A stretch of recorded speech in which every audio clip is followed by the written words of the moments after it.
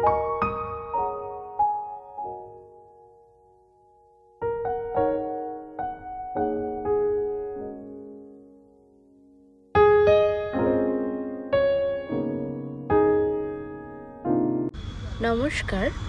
আমার আরও একটি নতুন ব্লগে আপনাদের সকলকে স্বাগত জানাই। আজ নভেম্বরের 19 তারিখ মঙ্গলবার, এখন বাজে প্রায় দুপুর 3টে মতন। আমরা আজকে বেরোলাম 5টা জ্যোতির্লিঙ্গ দর্শনের উদ্দেশ্যে। আমরা এখন গুপ্তিপাড়া যে ঘাটটি আছে সেখান থেকে ঘাট পারাপার হয়ে গুপ্তিপাড়া স্টেশন থেকে যাব হচ্ছে হাওড়া স্টেশনের দিকে। গুপ্তিপাড়া স্টেশন থেকে হাওড়া স্টেশন যেতে মোটামুটি আমাদের টাইম লাগবে ওই ধরুন 2.5 ঘন্টা মতন। তাই এখন আমরা গুপ্তিপাড়া স্টেশনে চলে এসেছি, ট্রেন আসার অপেক্ষায় এখানে বসে আছি। আর এই যে আমি এখানে বসে বসে দুপুরবেলা বাড়ির থেকে ভাত খেয়ে এসেই এখানে আবার চা খেতে শুরু করে দিয়েছিলাম। আমাদের ট্রেন প্রায় আধা ঘন্টা লেট করে হাওড়াতে পৌঁছালো। এখন বাজে ওই মোটামুটি 7টা মতন, আর 7:30টায় আমাদের ট্রেন। তাই আমরা এখানে বসে অপেক্ষা করছিলাম, কিন্তু বোর্ডে যে ট্রেনের টাইম দেয়, যেখানে নাম ওঠে টাইম দেয়, ওখানে কিন্তু আমাদের ট্রেনের নাম বা টাইমটা দেখায়নি। বেশ খানিকক্ষণ পরে খোঁজ খবর নিয়ে এখন জানতে পারলাম ট্রেন আমাদের 21 নম্বর প্ল্যাটফর্মে দিয়েছে। এইখান থেকে 21 নম্বর প্ল্যাটফর্মটা কিন্তু যেতে প্রায় 10 মিনিট সময় লাগবে। তাই ওটা আমরা অফিসে গিয়ে জেনে তবে এখানটাতে এসেছিলাম। তাই আপনারাও যদি দেখেন ট্রেনের টাইম পার হয়ে যাচ্ছে বা কিছু হচ্ছে, আপনারা কিন্তু ওখানে গিয়ে খোঁজ খবর নিয়ে তবে যাবেন, মানে ওখানেই ট্রেনের জন্য বসে থাকবেন না। এই যে M2-তে আমাদের সিট পড়েছিল, আর আমাদের ট্রেনের নাম্বার ছিল 12,810। এই ট্রেনটা সরাসরি যাবে হচ্ছে নাসিক স্টেশনে। আমাদের ট্রেনটির নাম ছিল হাওড়া CMST মেল। এই ট্রেনটি হাওড়া থেকে নাসিক অবধি আমাদেরকে ড্রপ করবে। আর আজকে আমাদের এই ট্রেনটি 7:30টায় ছাড়ার কথা ছিল, কিন্তু ছাড়ছে এখন ট্রেন ঢুকলো প্রায় বাজে 8:30টা মতন। তার মানে ট্রেন ছাড়তেই ট্রেনটা 1 ঘন্টা কিন্তু লেট। চলুন তাহলে সিট নাম্বার অনুযায়ী ট্রেনে উঠি এবং সিট নাম্বার দেখে বসে তারপর আপনাদের সাথে কথা বলছি। এই যে ট্রেন প্রায় এখন ছেড়ে দিয়েছে, প্রায় ধরুন ওই 8:35-40 নাগাদ আমাদের ট্রেনটা ছাড়লো। আর এই যে এখানে আমার বর গ্লাস দেখাচ্ছে, এই গ্লাসে বাড়ির থেকে ঠান্ডা লেগেছিল বলে আদা গোলমরিচ দিয়ে চা বানিয়ে এনেছিলাম, সেটাই এখন খাওয়া হচ্ছে।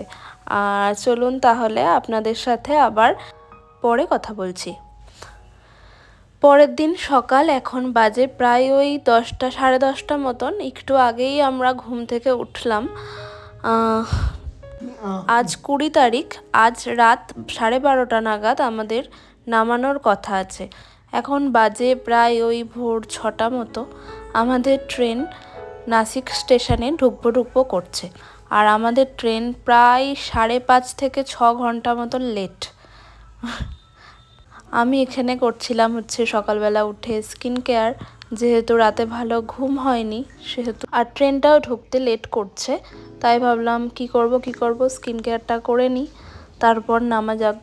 কারণ নেমেই তো আবার আমাদেরকে গাড়ি ধরতে হবে। গাড়ি ধরে তারপর আমরা যাব হচ্ছে ত্র্যম্বকেশ্বর যে মন্দির আছে সেই মন্দিরের আশেপাশে কোথাও একটা। চলুন, স্টেশন চলে এসছে, তো নামি। ঠান্ডা তো বেশ ভালোই আছে দেখছিলাম নামার সাথে সাথে।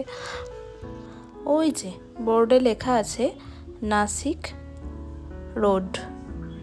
নাসিক হচ্ছে ভারতের মহারাষ্ট্র রাজ্যের উত্তরাঞ্চলের একটি শহর। শহরটি গোদাবরী নদীর কূলে অবস্থিত এবং মুম্বাই, পুনে এবং নাগপুরের পর মহারাষ্ট্রের চতুর্থ বৃহৎ মহানগর। নাসিক মুম্বাই থেকে প্রায় 190 কিলোমিটার এবং পুনের থেকে প্রায় 210 কিলোমিটার দূরে অবস্থিত একটি শহর, এবং এই 3টি শহরকে একত্রে বলা হয় সোনালী ত্রিভুজ। নাসিক শহরটিতে প্রায় প্রত্যেক 12 বছর অন্তর কুম্ভ মেলা অনুষ্ঠিত হয়। তাই এই শহরটিকে বলাও যায় যে হিন্দুদের তীর্থস্থান হিসাবে কিন্তু এই শহরটি কিন্তু বিখ্যাত।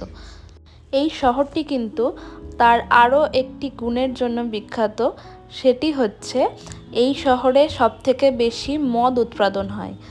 আপনারা হয়তো জেনে প্রায় অবাকই হবেন, ভারতীয় মদের যে 90% তা কিন্তু এই নাসিক শহরটি থেকেই উৎপাদন হয়।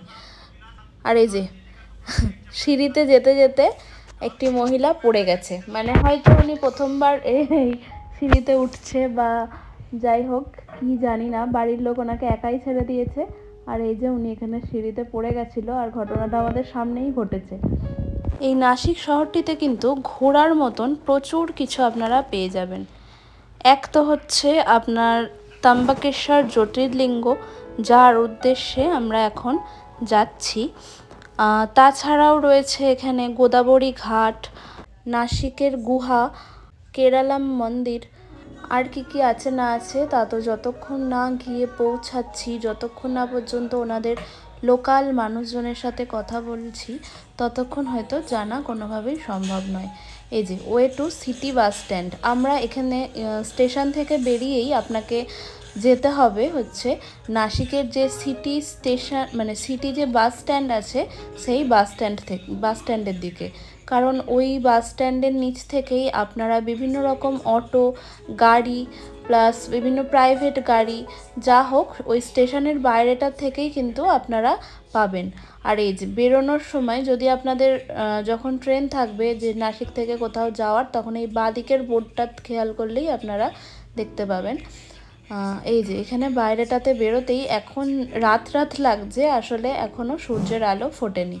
এই যে এখানে সমস্ত স্ট্যান্ডে টোটোগুলো দাঁড়িয়ে আছে। তো চলুন গাড়িতে উঠে তারপর আবার আপনাদের সাথে কথা বলছি।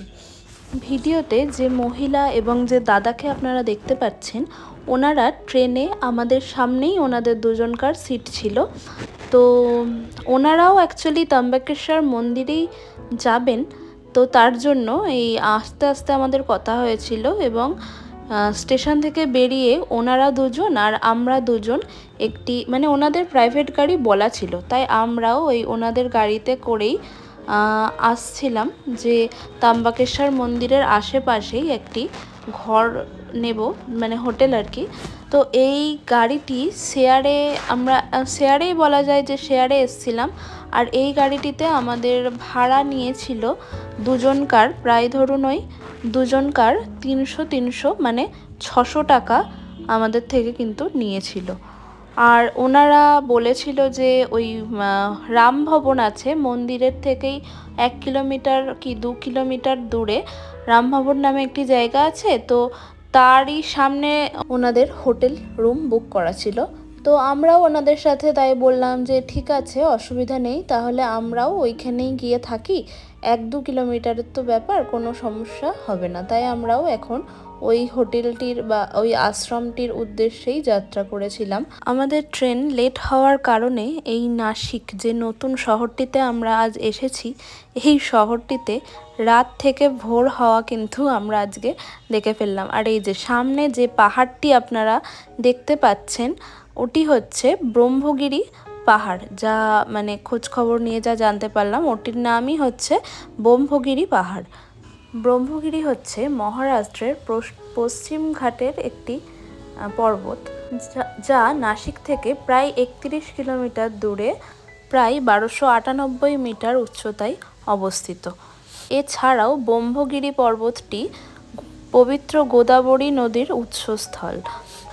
এই পাহাড়টির আক্ষরিক অর্থ হচ্ছে ব্রহ্মার পাহাড়, অর্থাৎ পৌরাণিক কাহিনী অনুসারে ঋষি গৌতম এবং তার স্ত্রী অহল্যা এই পাহাড়েই বসবাস করতেন। তিনি একটি গরুকে তাড়ানোর চেষ্টা করতে গিয়ে অনিচ্ছাকৃতভাবেই তাকে হত্যা করেছিলেন এবং তারই পাপ ধোয়ার জন্য তিনি স্বর্গ থেকে পৃথিবীতে গঙ্গা নদীকে আনতে ভগবান শিবের পূজা করেছিলেন এবং তারই ফলস্বরূপ গঙ্গা নদী এখান দিয়ে প্রবাহিত হয়েছে গোদাবরী নামে, তাই এটিকে গৌতমী নদীও বলা হয়। আর এই যে এখানে যে হোটেল রুমটি দেখতে পাচ্ছেন, এই রুমটি আমাদেরকে হচ্ছে ওনারা দিয়েছিলেন। আর এইটা কিসের জন্য করে বলুন তো, ঘরের মধ্যে হাতের ছাপ, এটা আমার ঠিক জানা নেই। এই হোটেলটি আমাদের সকাল 7:30 থেকে বেলা 12টা অবধি 700 টাকা দুজনার ভাড়া নিয়েছিল। তবে 5 ঘন্টার হিসাবে 700 টাকাটা আমার মনে হলো একটু যেন বেশিই নিয়েছে। যাই হোক, আস্তে আস্তে আপনারা আমাদের সাথে থাকুন। যদি আমাদের জার্নিটা আপনাদের দেখতে হয় বা জানতে হয় আমরা কোথা থেকে কোথায় গিয়ে কোন জ্যোতির্লিঙ্গ দর্শন করেছি, তো প্লিজ চ্যানেলটিকে সাবস্ক্রাইব করে দেবেন। আর ভিডিওটা ভালো লাগলে অবশ্যই লাইক, শেয়ার এবং সাবস্ক্রাইব করতে একদমই ভুলবেন না। দেখা হবে পরের ভিডিওটিতে।